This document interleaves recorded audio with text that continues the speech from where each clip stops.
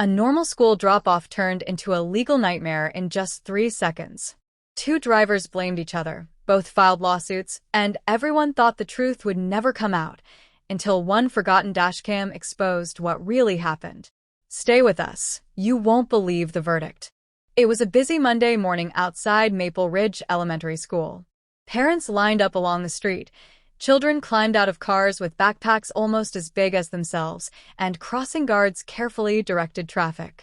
It looked like every other school morning until a loud crash echoed through the neighborhood.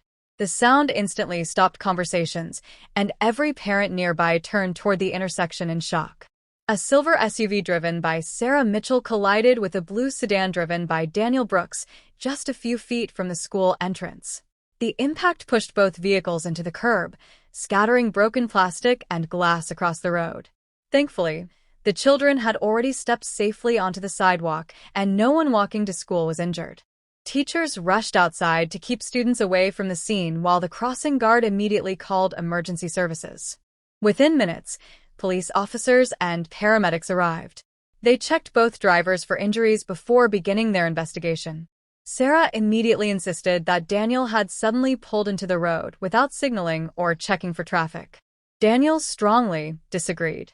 He claimed Sarah had been driving far too fast through the school zone and had ignored the reduced speed limit.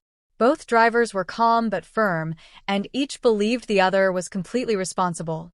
The officers interviewed several parents who had witnessed the crash, but every statement seemed slightly different.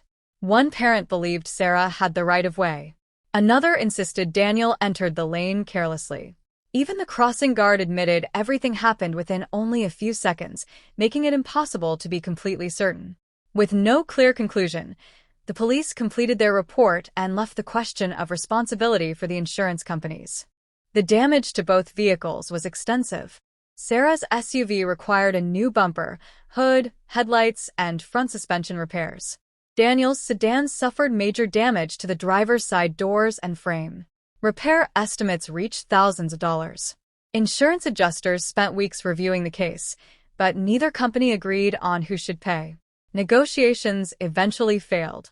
Frustrated, Sarah filed a lawsuit requesting compensation for vehicle repairs, rental car expenses, and emotional distress.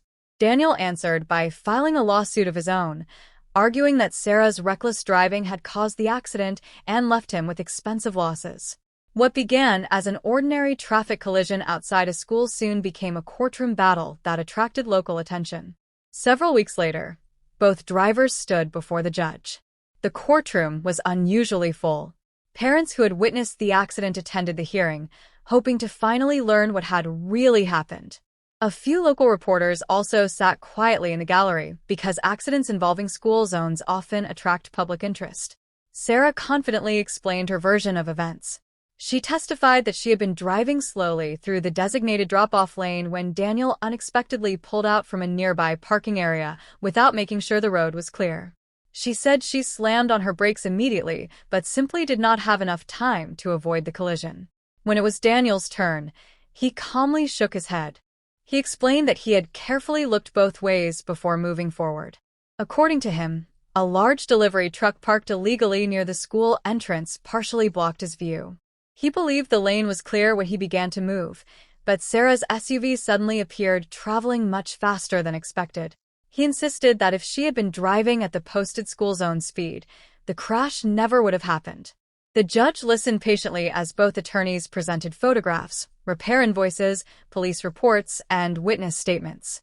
Every piece of evidence seemed to support part of each driver's story, yet none of it clearly proved who was at fault. The courtroom remained divided. Then the judge asked one simple question. Does either vehicle have a dashcam? Sarah quietly answered, no. Daniel slowly raised his hand.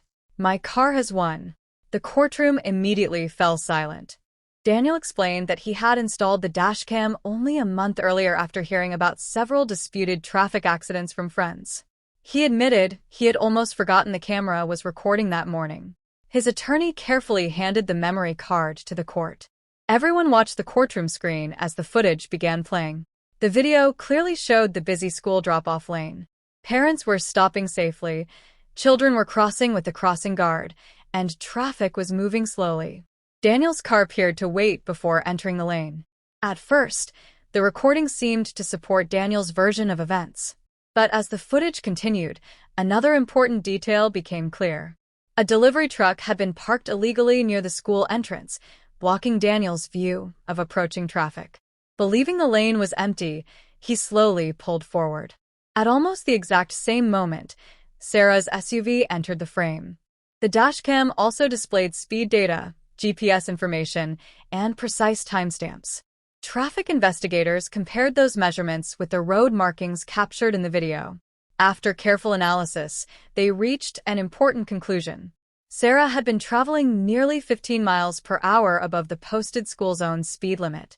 However, the investigation also confirmed that Daniel had entered the roadway before he had a completely clear view.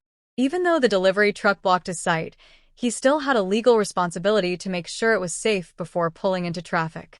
After reviewing every detail, the judge paused before announcing the decision. This accident was not caused by one mistake, the judge said. It was caused by two separate driving errors happening at exactly the wrong time. Sarah had been speeding in a school zone. Daniel had entered traffic without confirming the roadway was fully clear. The dashcam revealed the complete sequence of events in a way that witness memories never could. Because both drivers shared responsibility, the judge ruled that liability would be divided fairly between them. Neither lawsuit would receive the full amount requested, and the insurance companies would settle the remaining damages according to each driver's share of fault. Neither Sarah nor Daniel looked satisfied at first. But after watching the footage once more, both quietly accepted the ruling. Outside the courthouse, Daniel told reporters, "I bought the dashcam, hoping I'd never need it." Today, it became the most honest witness in the courtroom. Sarah nodded and admitted, "I've learned that even driving a little too fast in a school zone can have serious consequences." The case quickly spread across social media as a powerful reminder about road safety. Parents praised the outcome, and local police later used the story during community safety presentations to encourage careful driving near schools. In the end, the case wasn't simply about damaged vehicles or insurance claims. It was about responsibility, accountability, and the importance of making safe decisions behind the wheel. Two small mistakes led to one preventable crash, and one quiet dashcam captured the truth that no witness could fully remember. Sometimes, the most reliable witness isn't a person at all, it's a camera that never blinks.